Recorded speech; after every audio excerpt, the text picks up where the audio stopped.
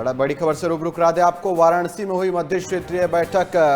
गृह मंत्री अमित शाह ने 4 राज्यों के मुख्यमंत्रियों के साथ अहम बैठक की है। वहीं होटल ताज में 25वीं सेंट्रल जोनल काउंसिल की बैठक हुई है। इसमें उत्तर प्रदेश, मध्य प्रदेश, छत्तीसगढ़ और उत्तराखंड के मुख्यमंत्री और 120 अधिकारी शामिल हुए। सेंट्रल जोनल काउंसिल की बैठक में विकास, सड़क सुरक्षा, परिवहन, बिजली, पानी, पर्यावरण, वन समेत राज्यों के बीच सीमा विवाद, राज्य सरकारों से जुड़े हुए ऐसे मामले जो केंद्र सरकार के बिना नहीं सुलझ सकते हैं, इन सभी पर चर्चा हुई है। साथ ही इन राज्यों में बांग्लादेशी घुसपैठियों, रोहिंग्या मुसलमानों के अलावा भारत नेपाल के सीमावर्ती इलाकों में घुसपैठ, पोक्सो, महिला अपराध समेत कई सुरक्षा से संबंधित मामलों को लेकर चर्चा हुई है। हिमालय से जुड़ी नदियों को जोड़ने, पर्यावरण, खनन, कृषि, धार्मिक पर्यटन जैसे अहम मुद्दों पर भी इस बीच चर्चा हुई है। तो आपको बता दें कि ये बड़ी बैठक हुई है वाराणसी में, जहां बड़ी बैठक वाराणसी के अंदर मध्य क्षेत्रीय परिषद की 25वीं बैठक है, जिसके अंदर केंद्रीय गृह मंत्री अमित शाह ने इसकी अध्यक्षता की है। इस बैठक में 4 राज्यों के मुख्यमंत्री, जहां मध्य प्रदेश के मुख्यमंत्री मोहन यादव, उत्तराखंड के मुख्यमंत्री पुष्कर सिंह धामी, उत्तर प्रदेश के मुख्यमंत्री योगी आदित्यनाथ और छत्तीसगढ़ के मुख्यमंत्री विष्णुदेव साय शामिल रहे। साथ ही साथ तमाम अधिकारी भी इस बैठक में शामिल रहे, जहां कई मुद्दों को लेकर ये बैठक बड़ी अहम मानी जा रही है।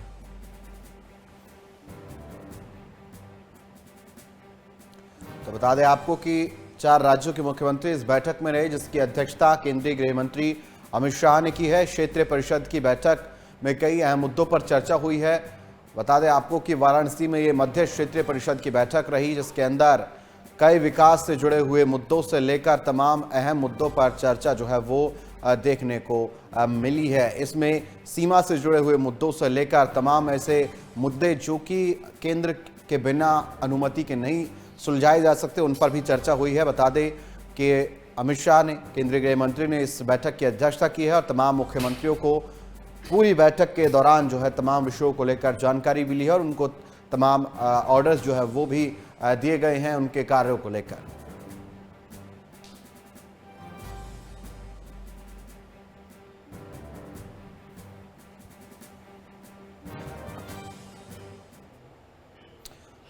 चलिए अगली खबर का रुख करेंगे। इस बीच वाराणसी में हुई 25वीं सेंट्रल जोनल काउंसिल की बैठक के लिए सीएम पुष्कर सिंह धामी ने सोशल मीडिया प्लेटफॉर्म एक्स पर पोस्ट कर केंद्रीय गृह मंत्री अमित शाह का आभार जताया है।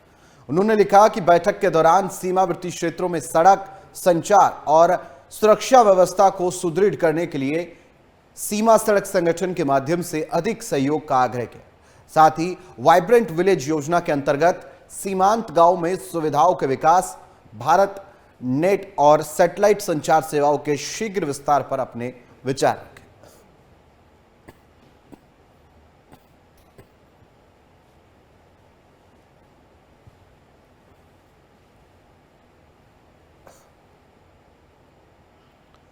चलिए अगली खबर का रुख करेंगे। इस बीच उत्तराखंड हाईकोर्ट ने राज्य में त्रिस्तरीय पंचायत चुनाव पर लगी रोक को जारी रखा है। राज्य सरकार की ओर से हाईकोर्ट के समक्ष मामले की सुनवाई करने को कहा है। सरकार की ओर से कहा गया है कि 9 जून को नियमावली बनाई गई थी और उसका गजट नोटिफिकेशन 14 जून को हो गया था, लेकिन कम्युनिकेशन गैप के कारण गजट नोटिफिकेशन को हाईकोर्ट के समक्ष सुनवाई के वक्त प्रस्तुत नहीं किया जा सका था। लेकिन आज सरकार की ओर से यह नोटिफिकेशन हाईकोर्ट के समक्ष पेश कर दिया गया है, जिसके बाद चीफ जस्टिस ने मामले में कल सुनवाई को लेकर दोपहर का समय दिया है। मामले में सभी याचिकाओं को एकत्रित कर कल सुनवाई की जाएगी।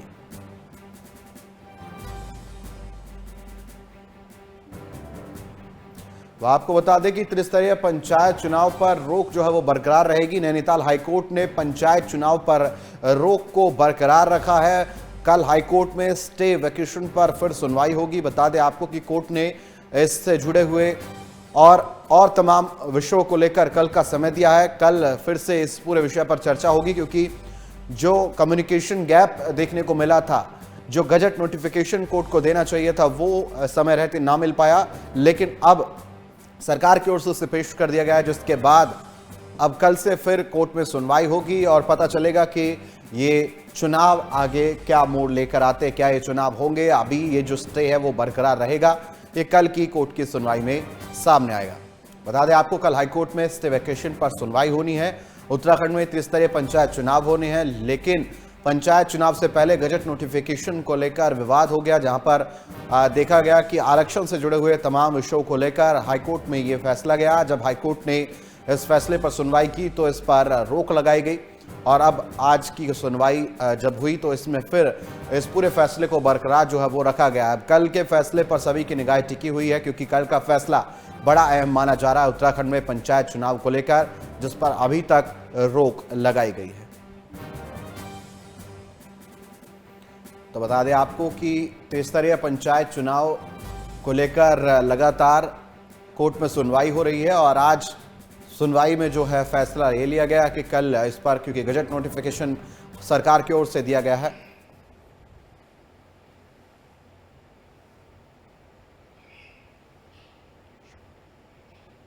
चलिए, इसी खबर पर तमाम जानकारी के लिए समीर शाह हमारे सहयोगी हमारे साथ जुड़ चुके हैं, उनका रुख करेंगे। समीर, हाईकोर्ट का ऑर्डर और हाईकोर्ट ने स्टे को बरकरार रखा है पंचायत चुनाव को लेकर। कल का फैसला अहम होगा पंचायत चुनाव को लेकर। फिलहाल आज क्योंकि जो गजट नोटिफिकेशन है वो उसकी जानकारी दी गई है, पहले मिसकम्युनिकेशन का जो है दायरा बताया गया था कि अब लेकिन ये कर दिया गया, तो हम मानकर चले कि पंचायत चुनाव पर शायद कल अगर फैसला आता है तो वो जो आंच आई हुई है वो रुक सकती है।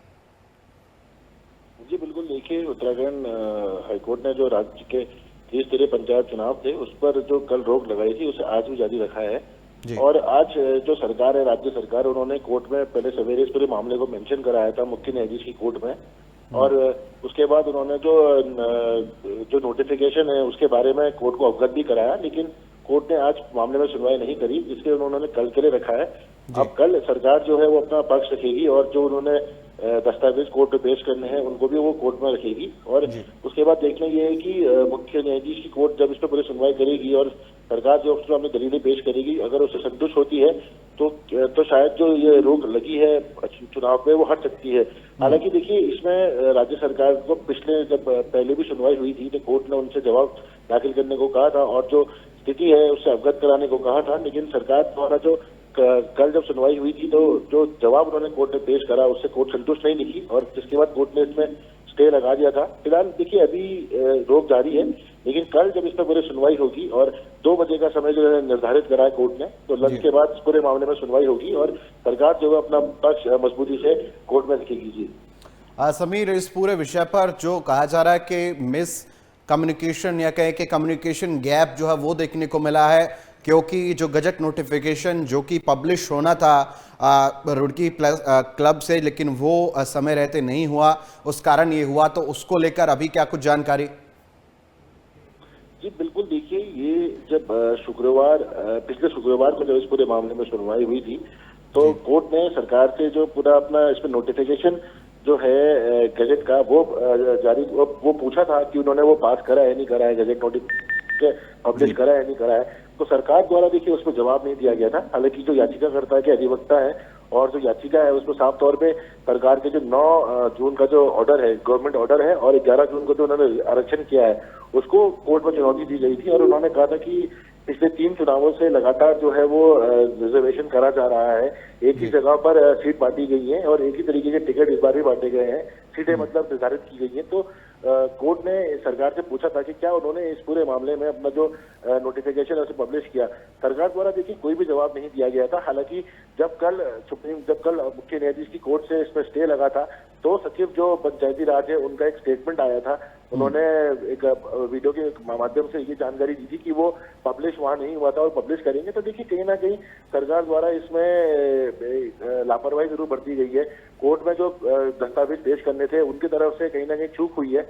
हालांकि उन्होंने कोर्ट में ये जरूर बताया कि मिसकम्युनिकेशन हुआ है, लेकिन लापरवाही जो है ये सरकार की तरफ से इस पूरे मामले में देखने को की गई है, जिसकी वजह से कोर्ट ने इसमें स्टे लगाया है। और कल अब जब सुनवाई होगी तो वो कभी महत्वपूर्ण है सरकार के लिए भी, क्योंकि चुनाव को लेकर सारी तैयारियां जो है सरकार ने पूरी कर रखी है।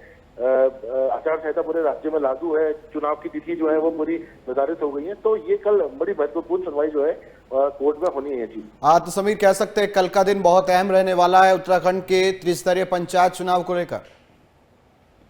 जी बिल्कुल, काफी महत्वपूर्ण रहेगा, क्योंकि देखिए मैं आपको ये बता दूं कि जो पंचायत चुनाव है ये काफी लंबे समय बाद जो है उत्तराखंड में हो रहे जा रहे हैं, क्योंकि कई बार इसमें जो सरकार की तरफ से इसमें कोशिश करी गई थी लेकिन वो चुनाव नहीं कराए गए थे और उसको टाला जा रहा था।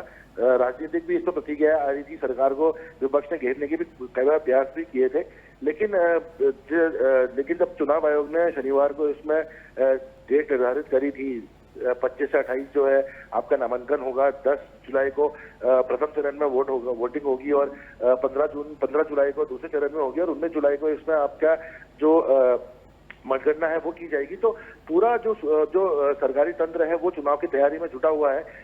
हालांकि सभी जिलों में जो अधिकारी हैं वो इसको लेकर बैठक भी कर रहे हैं, लेकिन जिस तरीके से सरकार द्वारा जो कोर्ट में अपना जवाब नहीं पेश किया गया, जो डॉक्यूमेंट जो नोटिफिकेशन था उसको नहीं पेश किया गया था, तो उससे कहीं ना कहीं सरकार को झटका जरूर लगा है। लेकिन अब पॉजिटिव ये है कि अगर सरकार कल अपना पक्ष क्या कोर्ट में रखती है, जो नोटिफिकेशन वो देती है, अगर कोर्ट उससे संतुष्ट होता है तो सरकार को जरूर राहत मिलेगी, अगर नहीं होता है तो सरकार को कल भी कोर्ट से झटका लग सकता है। जी चलिए, बहुत बहुत शुक्रिया मनीष आपका तमाम जानकारी के लिए। समीर, फिलहाल तो कल हाईकोर्ट में सुनवाई होनी है और सुनवाई के दौरान जो है कल पता चलेगा कि उत्तराखंड के त्रिस्तरीय पंचायत चुनाव पर रोक जो है वो या बरकरार रहने वाली है या ये आज जो चुनाव पर आई है ये हट जाएगी और चुनाव को लेकर फिर से जो आचार संहिता वो लग जाएगी या चुनाव की जो प्रक्रिया वो शुरू हो जाएगी, वो कल देखा जाएगा जब हाईकोर्ट में इसको लेकर एक बार फिर सुनवाई।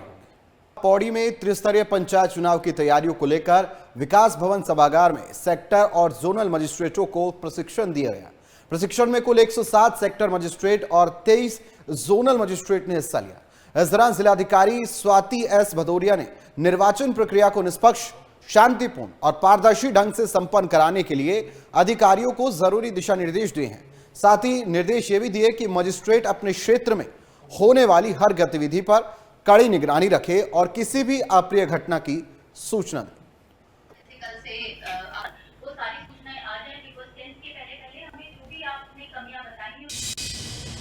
जितने हमारे इलेक्शन के सेक्टर मैजिस्ट्रेट, जोनल मैजिस्ट्रेट्स और हमारे एसडीएम्स, बीडीओज, इन सभी के साथ में बैठक की गई, क्योंकि अभी जो पंचस्थानी जो प्रस्तावित है उसका जो भी क्लैरिटी अभी रहती है उस हिसाब से, तो इसलिए एक प्रारंभिक टाइप की बैठक की गई जिसमें पूरी उनको इंस्ट्रक्शंस दिए गए कि उनको जाके बूथ पे क्या क्या फैसिलिटीज चेक करनी है, रास्तों के संबंध में जो उनको रिपोर्ट लगानी है, जो उसको उनको ड्यूरिंग मतदान, जो मतदान का दिन होगा उस दिन किस प्रकार से अपनी सूचना कलेक्शन, जो इन्फॉर्मेशन उनको लगातार पंचस्थानी चुनाव कार्यालय को देती रहनी। वह हरिद्वार जिलाधिकारी मयूर दीक्षित ने जिला कार्यालय सभागार में जिला जल एवं स्वच्छता मिशन कार्यों की समीक्षा बैठक की। इस दौरान जिलाधिकारी ने जल जीवन मिशन से जुड़े हुए कार्यों की प्रगति पर असंतोष व्यक्त करते हुए अधिकारियों को अपनी कार्यशैली में सुधार करने के निर्देश दिए। उन्होंने कहा कि काम में लापरवाही करने वालों के खिलाफ सख्ती से कार्रवाई की जाएगी। तो जिलाधिकारी ने सभी सहायक विकास अधिकारी पंचायत को 3 में ग्राम सभा की खुली हुई बैठकें आयोजित करने के निर्देश दिए।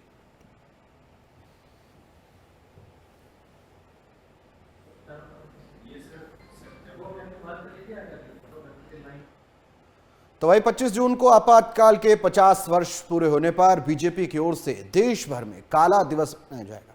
उत्तराखंड में भी इस दिन कई कार्यक्रम आयोजित किए जाएंगे। इस बात की जानकारी बीजेपी प्रदेश अध्यक्ष महेंद्र भट्ट ने दी है। महेंद्र भट्ट ने कहा कि पूर्व प्रधानमंत्री इंदिरा गांधी की ओर से देश में इमरजेंसी के दौरान जो हालात थे उससे देशवासियों को काफी प्रताड़ना भी झेलनी पड़ी थी। देश की जनता को यही बताने का काम बीजेपी अपने कार्यक्रमों के माध्यम से करेगी।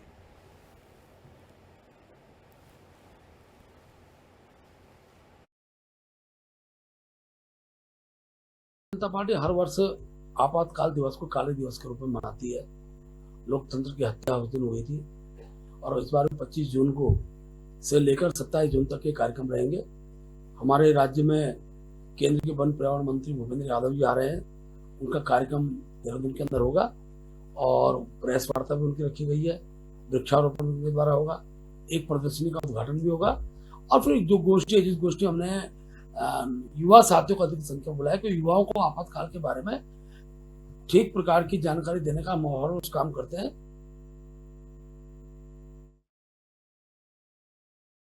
वहीं उपराष्ट्रपति जगदीप धनखड़ 3 दिवसीय दौरे पर उत्तराखंड आ रहे हैं। पुलिस ने सुरक्षा व्यवस्था के पुख्ता प्रबंध जो है वो किए हैं। कई जिलों की फोर्स बुलाकर उनकी ब्रीफिंग की है। उपराष्ट्रपति जगदीप धनखड़ 25 जून को 3 दिवसीय दौरे पर नैनीताल पहुंचेंगे और उनके कार्यक्रम के अनुसार वहां कुमाऊं विश्वविद्यालय की फैकल्टी और शेरवुड कॉलेज में विद्यार्थियों से बातचीत भी करेंगे।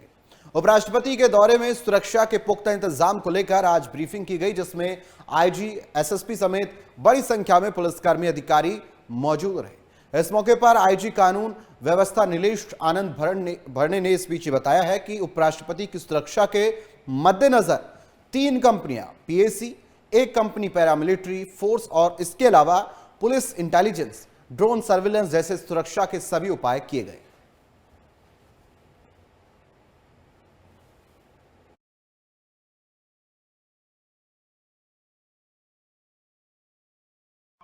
माननीय उपराष्ट्रपति जी का जो है हल्द्वानी नैनीताल जो है 2 दिन का जो भ्रमण है, जिसमें कुमाऊं यूनिवर्सिटी और उसके अलावा शेरवुड जो है स्कूल, इसका विजिट है। उसमें जो है तमाम कुमाऊं जिले से जो है यहाँ फोर्स को आज ब्रीफिंग की गई, जिसमें लगभग हमारे 400 से ज्यादा जो है पुलिस कर्मचारी अधिकारी यहाँ आए हैं। इसके अलावा जो है 7 आईपीएस और उसके अलावा जो है 7 एडिशनल एसपी, 12 सीओज और 40 जो है इनके इंस्पेक्टर्स की ड्यूटी लगी हुई है। इसके अलावा 3 कंपनी जो है पीएसी हमने दिया, 1 कंपनी पैरामिलिट्री फोर्स भी अभी दे रहे हैं हम लोग। इसके अलावा तमाम जो हमारी सुरक्षा से लगी टीमें होती है, जो कि हमारी बीडी स्क्वाड टीम है और बीआर टीम है हमारी, उसके अलावा जो है माइन डिटेक्शन टीम है, उसके अलावा एटीएस है, ड्रोन सर्विलांस और तमाम जो हमारी जितनी भी टीमें हैं वो भी जो है सुरक्षा से लगी जो है वो सारी टीमें जो है यहाँ कार्यरत है।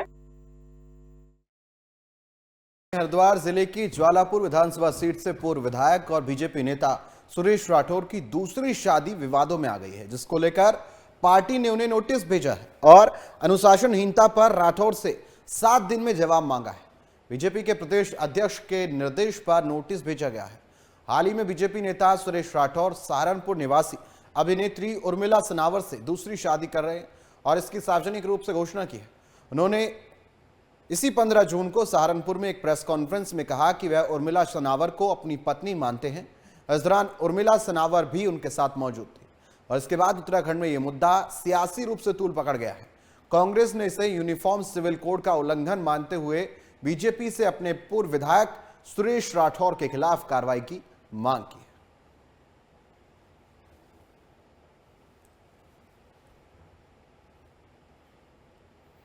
तो वहीं हरिद्वार में पुलिस ने एक नशा तस्कर को गिरफ्तार कर उसके पास से अवैध नशीले इंजेक्शन बरामद किए।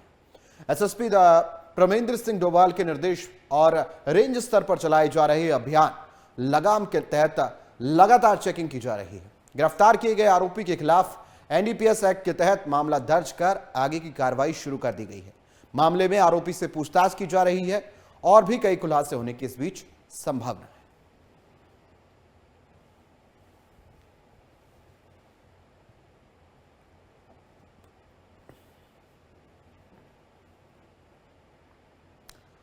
वहीं एसडीआरएफ की ओर से चलाए गए रेस्क्यू ऑपरेशन के दौरान मलबे में दबे 2 लोगों के शव को बरामद कर लिया गया है और 2 घायलों को जानकी चट्टी अस्पताल में भर्ती कराया गया। वहीं गुमशुदा व्यक्ति की तलाश जारी है। वहीं उत्तरकाशी जिला सूचना अधिकारी के मुताबिक बीते दिन बिना बारिश के यमुनोत्री पैदल मार्ग पर 9 कैची बैंड के पास अचानक पहाड़ी टूट गई और पहाड़ी के मलबे में कुछ तीर्थयात्री दब गए।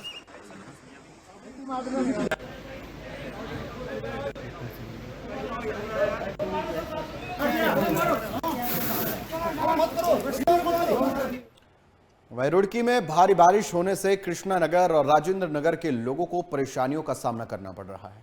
इसी के चलते स्थानीय लोग जल भराव जैसी समस्याओं को लेकर मेयर के कार्यालय पहुंचे और मेयर को अपनी समस्याओं से अवगत कराया।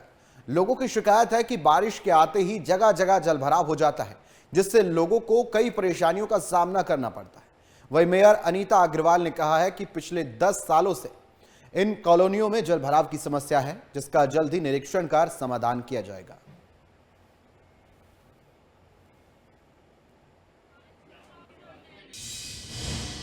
आज हमारे यहाँ निगर निगम में रुड़की के राजेंद्र नगर से और कृष्णा नगर से आई समस्या लेके आए हैं, तो उनका हल जरूर होएगा बिल्कुल, क्योंकि बहुत ज़्यादा वहाँ पे जल भराव की समस्या है, तो उनका समाधान जरूर करेंगे। हम शाम को आज 4 बजे विजिट पे जा रहे हैं, तो बिल्कुल ज़रूर होएगा, क्योंकि पब्लिक इतनी परेशान है जल भराव से, 10 साल से परेशान है वो, तो हम लोग उनका जल्दी ही समाधान करेंगे।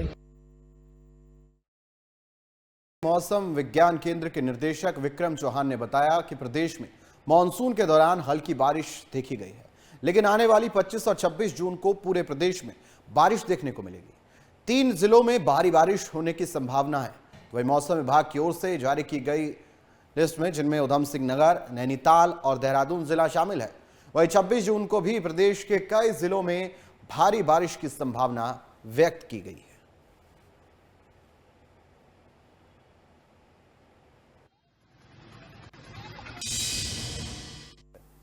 जब आप 25-26 में जा रहे हैं तो थोड़ी एक्टिविटी बढ़ती हुई दिख रही है। तो 25-26 में आप ये कहिए कि ज़्यादातर जगहों में बारिश मिलेगी, और उसके साथ साथ हैवी या वेरी हैवी रेंस की जो अगर देखें वेरी हैवी तक का, तो उसमें नैनीताल, आपका जो है उधम सिंह नगर और देहरादून डिस्ट्रिक्ट, और साथ में जो हैवी रेंस है तो जो इनके साथ लगे और भी डिस्ट्रिक्ट है, जैसे हरिद्वार कह लीजिए इधर गढ़वाल रीजन में, या टेहरी पौड़ी है, या इसी तरह जो है चंपावत है, उधम सिंह नगर के भी और एरियाज में हैवी रेंस भी मिलेंगी। तो इस तरह की वो सिचुएशन दिख रही है, या बागेश्वर में है। उसके बाद नेक्स्ट डे में भी देख रहे हैं तो ठीक एक्टिविटी है, ज़्यादातर जगहों में बारिश रहेगी 26 तारीख में भी, और हैवी रेंस जो है खासकर देखेंगे तो नैनीताल या बागेश्वर या इसी तरह जो आपका चंपावत डिस्ट्रिक्ट है उसमें वो दिख रहा है।